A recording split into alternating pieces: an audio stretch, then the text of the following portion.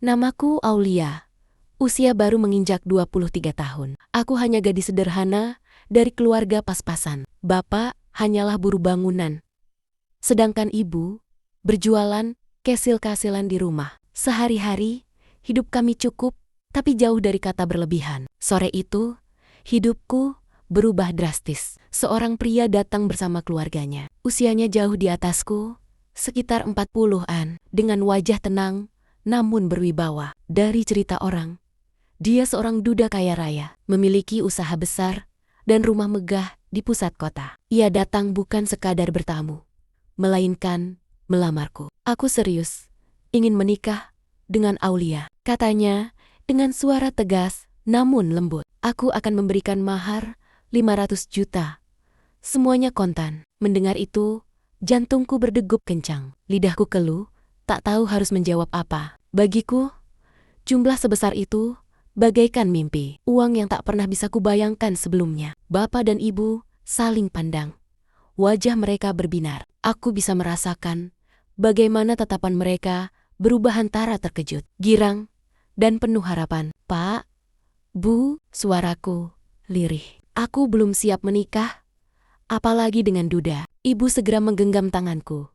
Wajahnya penuh bujukan. Aulia, nak, ini kesempatan yang tidak datang dua kali. Kau lihat, dia pria baik, mapan, bisa menjamin hidupmu, dan mahar itu bisa kita gunakan untuk memperbaiki rumah, melunasi utang, dan masa depan adik-adikmu. Hatiku bergetar. Di satu sisi aku takut, di sisi lain, aku merasa terjebak oleh harapan keluarga. 500 juta bukan angka kecil. Pria itu menatapku penuh keyakinan. Aulia, aku hanya ingin kau menjadi pendampingku. Aku tidak akan membuatmu kekurangan. Yang perlu kau lakukan hanya menerimaku apa adanya. Aku menarik napas panjang.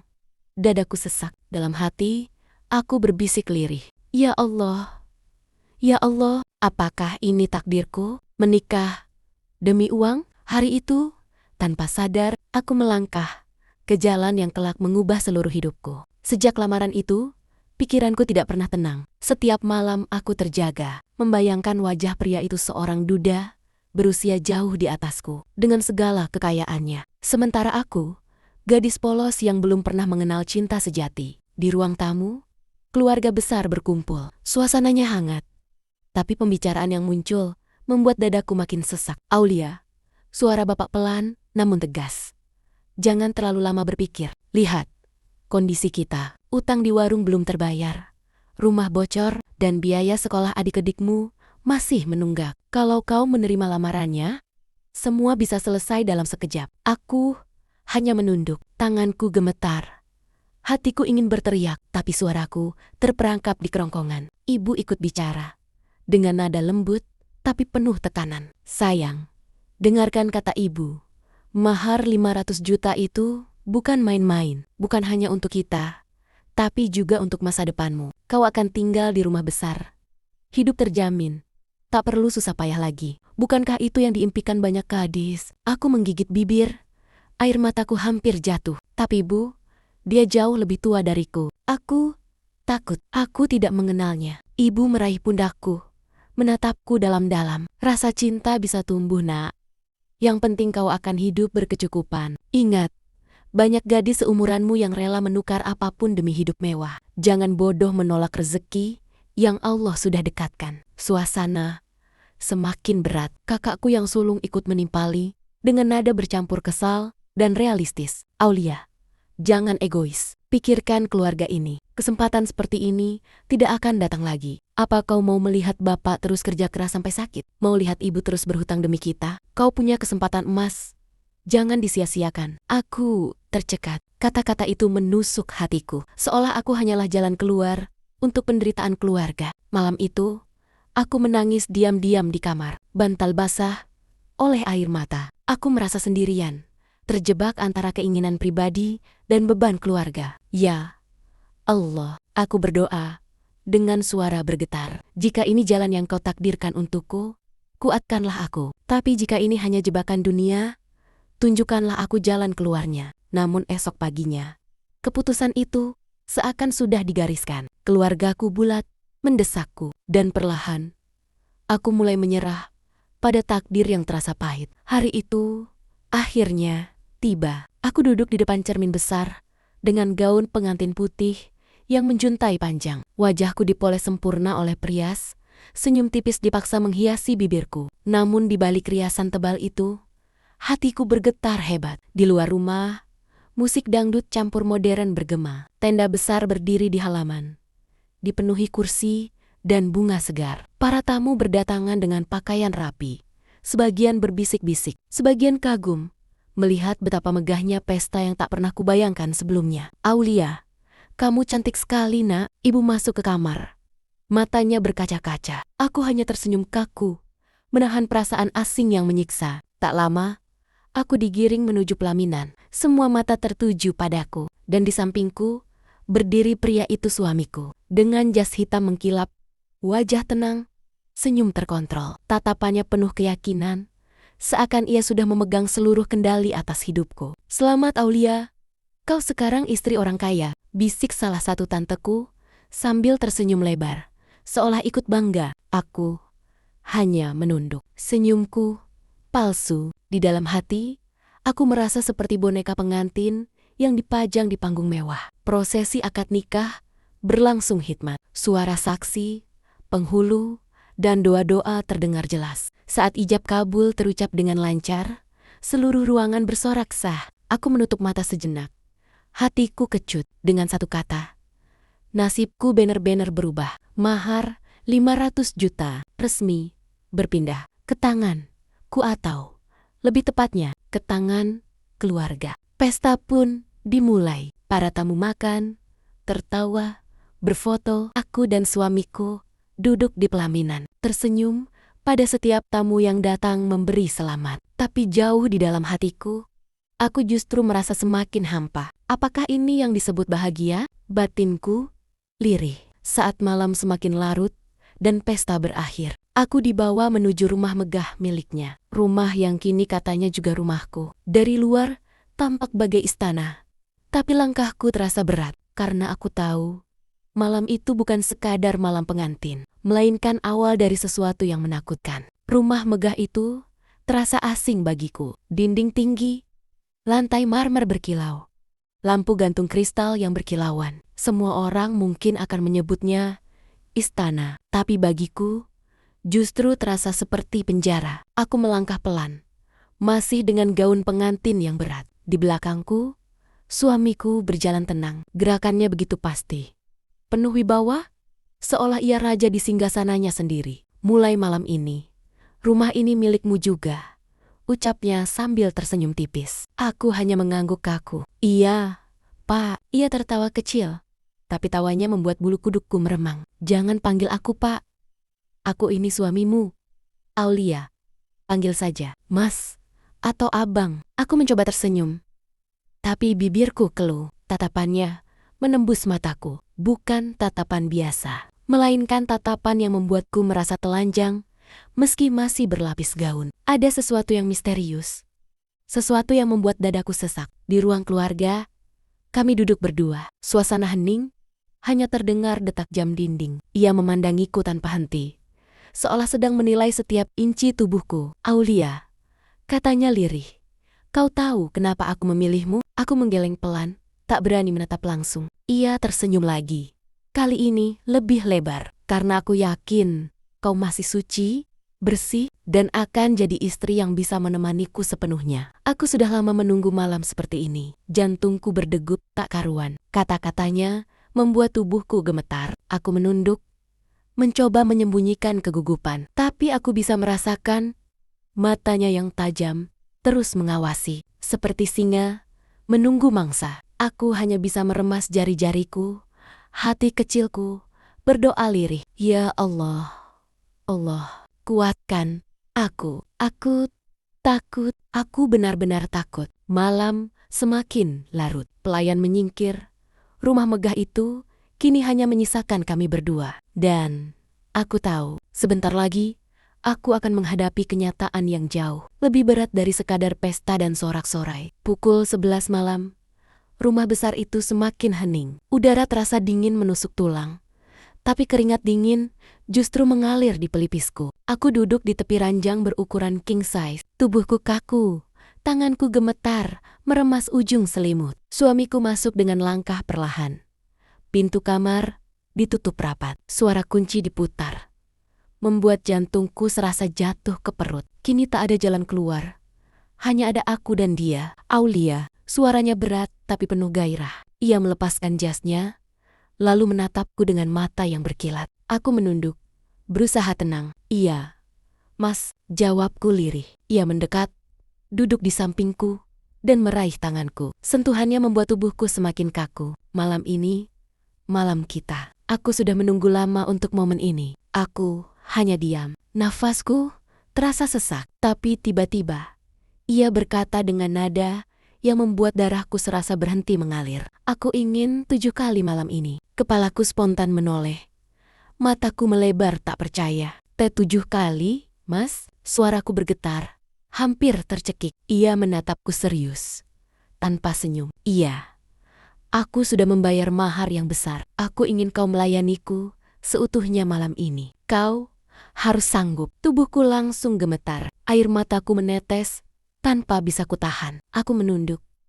Suara serak keluar dari bibirku. Mas, aku mohon, aku tak sanggup. Aku manusia biasa, bukan mesin. Aku takut. Ia justru mengusap pipiku dengan lembut, tapi tatapannya tetap dingin. Kau harus belajar menjadi istri. Aku tak suka penolakan. Jangan kecewakan aku, Aulia. Aku semakin menangis. Tubuhku lemas, hatiku hancur. Dalam doa yang tercekat, aku hanya bisa memohon, Ya Allah, lindungi aku dari cobaan ini. Aku tidak sanggup. Malam itu benar-benar menjadi awal dari penderitaanku. Bukan kebahagiaan, melainkan jeritan dalam diam yang hanya aku sendiri yang tahu. Malam itu terasa seperti mimpi buruk yang tak kunjung usai. Aku berbaring di ranjang besar dengan tubuh gemetar, sementara suamiku menuntut lebih dan lebih lagi. Nafasnya memburu, tatapannya penuh hasrat, seakan tak peduli pada air mata yang jatuh di pipiku. Aulia,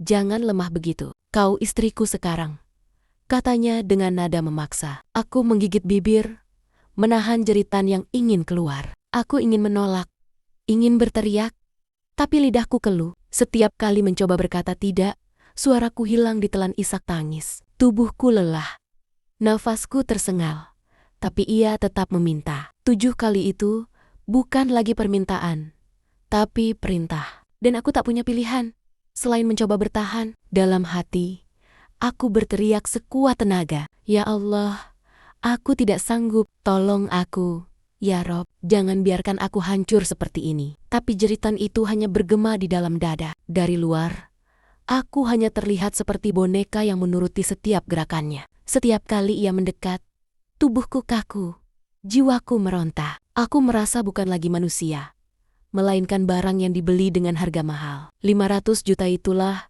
harga yang seakan menukar kebebasan dan kebahagiaanku. Mataku menatap langit-langit kamar, air mata mengalir deras. Aku berharap malam segera berganti pagi, berharap waktu bisa melompat jauh, melewati semua penderitaan ini. Namun, detik demi detik, terasa seperti jarum yang menusuk kulit. Malam itu panjang, sunyi, tapi penuh tangisan yang tak pernah terdengar. Aku menangis dalam diam, dan tak ada seorang pun yang tahu. Fajar menyingsing.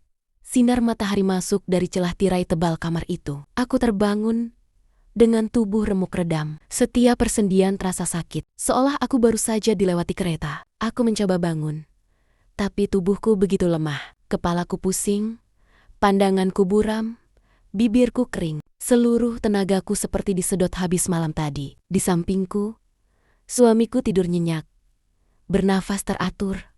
Wajahnya tampak puas. Tidak ada rasa lelah di wajahnya. Seakan malam panjang itu hanya permainan biasa baginya. Aku menatapnya dengan perasaan campur aduk takut, benci, juga pasrah. Apakah ini yang disebut jadi istri? Menjadi pemuas tanpa didengar tangisannya. Aku menunduk, dan saat kulihat bercak darah di spray putih, hatiku makin hancur. Air mataku kembali mengalir, membasahi bantal. Aku merasa ternodai, terenggut bukan dengan cinta, melainkan dengan paksaan yang dibungkus kata hak suami. Tubuhku benar-benar tak sanggup. Aku berusaha bangkit dari ranjang. Namun lututku gemetar, langkahku goyah. Aku hanya bisa duduk di lantai dingin, memeluk lutut, menangis dalam diam. Aku merasa hampa. Jiwaku terkoyak. Mahar 500 juta yang dulu tampak begitu menggiurkan, kini tak ada artinya. Apa gunanya uang bila setiap malam harus kutebus dengan penderitaan? Malam pertama itu telah merampas lebih dari sekadar tenagaku. Ia merenggut ketenangan jiwa, meninggalkan luka yang mungkin tak akan pernah sembuh. Pagi itu, sinar matahari menembus tirai kamar mewah. Tapi rasanya tidak membawa kehangatan. Aku duduk di tepi ranjang. Tubuhku masih lemah, rambut kusut dan wajah penuh bekas tangisan semalam. Suamiku keluar kamar dengan tenang, menyeruput kopi sambil menatapku sesekali. Tak ada kata penghiburan, tak ada rasa penyesalan di matanya. Hanya ketenangan yang menegaskan siapa penguasa di rumah ini. Aku menelan ludah. Rasa pahit memenuhi mulutku. Mahar 500 juta yang dulu membuatku tergiur, kini terasa seperti jerat yang membelenggu hidupku. Semua mimpi tentang kemewahan dan kebebasan ternyata hanyalah ilusi. Aku menatap sekeliling kamar furnitur mahal, lantai marmer, lukisan-lukisan mahal. Semua itu tidak bisa menghapus rasa sakit yang membakar di dada. Aku merasa sendirian, hampa, dan terjebak. Dalam hati, aku berbisik lirih. Ya Allah, apakah ini balasan atas keserakahan atau kesalahanku? Kenapa aku rela menyerahkan diriku demi uang yang kini terasa begitu kotor? Aku mencoba bangkit dari ranjang, tapi langkahku berat. Setiap gerakan mengingatkanku pada malam sebelumnya, malam yang menghancurkan tubuh dan jiwaku. Malam pertama telah meninggalkan bekas yang tak terlihat oleh mata siapapun. Dan pagi ini, aku sadar bahwa uang bisa membeli kemewahan, tapi tidak bisa membeli ketenangan hati, harga diri, atau rasa aman sebagai seorang wanita. Aku menunduk, menatap kedua tangan yang gemetar, dan hanya bisa menangis lagi. Kali ini bukan karena takut, tapi karena pahitnya kenyataan yang harus kuterima. Malam demi malam berlalu, dan aku tetap terjebak dalam rutinitas yang menakutkan. Tubuhku lelah, jiwa terkoyak, dan hatiku seakan beku. Setiap senyumku kini terasa palsu. Setiap kata yang terucap hanyalah formalitas di hadapan suamiku. Aku mulai menyadari sesuatu yang pahit.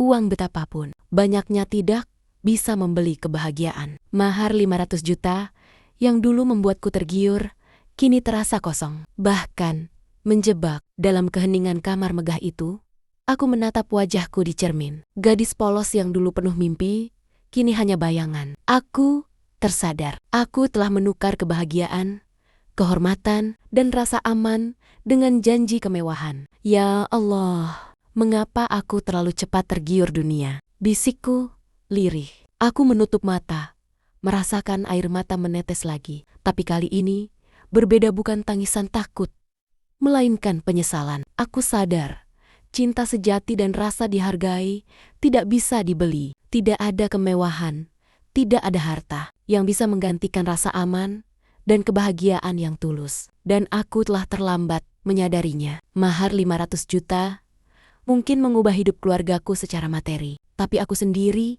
merasa terperangkap dalam kesepian dan penderitaan. Malam-malam yang menakutkan itu menjadi pelajaran pahit tentang harga. Sebuah keputusan yang hanya dipandu oleh keinginan duniawi. Aku menunduk, merasakan sepi yang menusuk hati. Dan dalam hening itu, aku berjanji pada diri sendiri, suatu hari aku harus belajar bangkit, menuntut hakku, dan mencari kebahagiaan yang sejati. Bukan yang dibeli dengan uang, tapi yang tumbuh dari hati.